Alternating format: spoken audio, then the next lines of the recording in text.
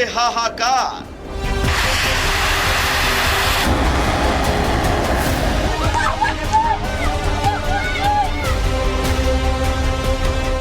Trump क्यों हुए लाचार?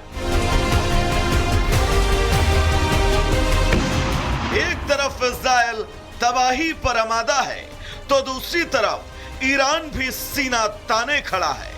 दोनों ही देश एक दूसरे को तबाह करने की कोशिश में जी जान से जुटे हैं।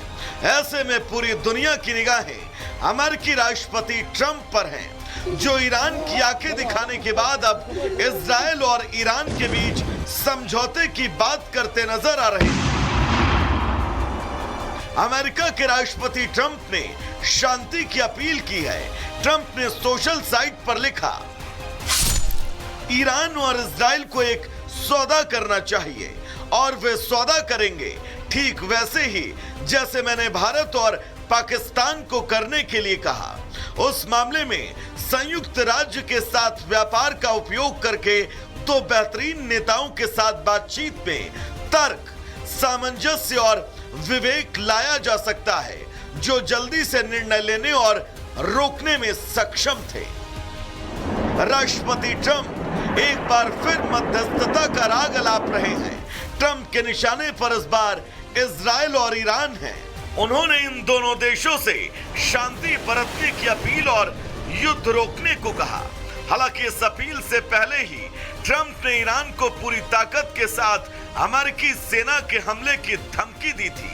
उन्होंने कहा था कि अगर ईरान ने हमला किया तो अमेरिकी सेनाएं पूरी ताकत के साथ उस पर टूट पड़ेंगी। एक तरफ ट्रंप शांति की अपील कर रहे हैं, दूसरी तरफ युद्ध थमने के संकेत फिलहाल नजर नहीं आ रहे। इजराइल और ईरान एक दूसरे को खत्म करने पर तुले हैं। ईरान इजराइल को जमीन छोड़ने की धमकी दे रहा है। ईरान की सरकार ये मानती है कि इजराइल ने फिलिस्तीन की जमीन पर कब्जा किया है, इसीलिए ईरान ने इजराइल के विनाश की कसम खाई है। वहीं इजराइल अपने अस्तित्व और वर्चस्व के लिए लड़ रहा है। ऐसे में इजराइल ने ईरान पर अब हमलों को तेज कर दिया है। इजरायली हमले में ईरान में हाहाकार है। ईरान की राजधानी रविवार को अचानक धमाकों और तबाही से दहल उठी। इजराइल ने एक के बाद एक टारगेटेड मिसाइल हमलों से शहर के कई अहम हिस्सों को हिलाकर रख दिया। इस बार इजराइल ने ईरान के इंटेलिजेंस मंत्रालय, पुलिस मुख्यालय और रिहायशी इलाकों को निशाना बनाया। खाजे अब्दुल्ला स्ट्रीट पर स्थित खुफिया मंत्रालय की इमारत पर मिसाइलें दागी। नीरू हवाई इलाके में कई इमारतें तबाह कर दी।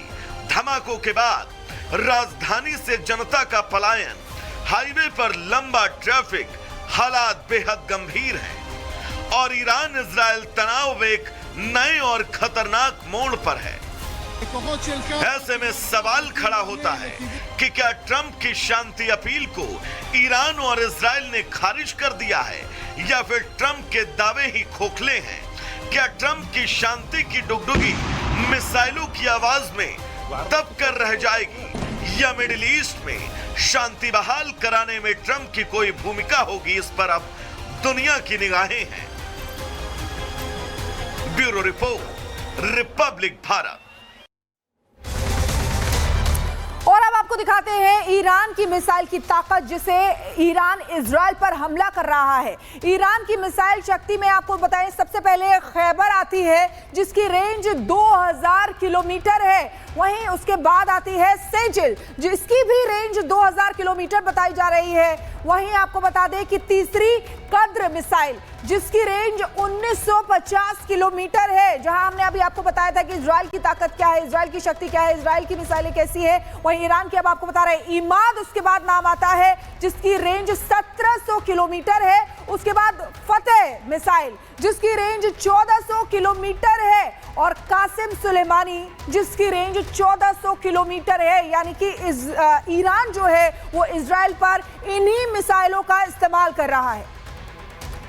इजरायल और ईरान के बीच बढ़ते तनाव से दुनिया परेशान इसलिए है क्योंकि युद्ध दोनों देशों के बीच चलता जा रहा है और पेट्रोलियम पदार्थों के दामों में इससे तेजी आ जाएगी, जिससे पूरी दुनिया में मंदी भी आ सकती है और इससे भारत भी अछूता नहीं रहेगा।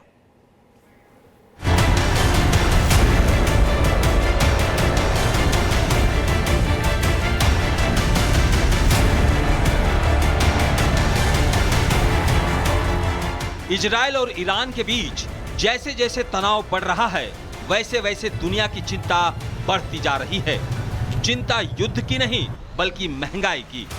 अगर ये युद्ध यूं ही दोनों देश के बीच चलता रहा तो इतना तय है कि पेट्रोलियम पदार्थ के दामों में तेजी आएगी और ये तेजी पूरी दुनिया में मंदी ला सकती है और इससे अछूता भारत भी नहीं रहेगा। चुनौती नंबर 1, आयात बिल में इजाफा। जब से इजरायल ईरान का युद्ध शुरू हुआ है तब से क्रूड ऑयल के दामों में आग लगी है। सिर्फ 2 दिनों में क्रूड ऑयल की कीमत 15% तक बढ़ चुकी है और अगर ऐसे ही जंग जारी रही तो 8 से 9% क्रूड के दाम और बढ़ सकते हैं। चुनौती नंबर 2, हवाई सफर होगा महंगा। इजरायल ईरान युद्ध का असर हवाई सफर पर भी पड़ेगा। पाकिस्तान का एयर स्पेस पहले से ही बंद है और अब ईरान का भी एयर स्पेस बंद हो चुका है। ऐसे में जो विमान यूरोप, अमेरिका या कनाडा के लिए जाएगा उसे लंबी दूरी तय करनी पड़ेगी। चुनौती नंबर 3, पेट्रोल के दामों पर असर। दोनों देश के बीच युद्ध की वजह से हॉर्मज जल संधि में रुकावट आ गई है और अब इस रुकावट से तेल के दामों में इजाफे की आहट सुनाई दे रही है, क्योंकि ये वो जल संधि है जिससे दुनिया के 20% तेल सप्लाई होती है और अगर युद्ध लंबे वक्त तक चला तो तेल सप्लाई का रुकना लाजमी है। ऐसे हालात में भारत को भी तेल आयात करने में परेशानी होगी। चुनौती नंबर 4, कामगारों के लिए संकट। भारत से करीब 1 करोड़ लोग खाड़ी देशों में काम करते हैं और कामगारों ने पिछले साल भारत को 45 अरब डॉलर भेजे थे, जिसने देश की अर्थव्यवस्था के लिए संजीवनी का काम किया था। और अगर युद्ध बढ़ा तो 1 करोड़ कामगारों के काम पर संकट आएगा, जिसका असर भारत की अर्थव्यवस्था पर भी पड़ेगा। Bureau report, Republic Bharat.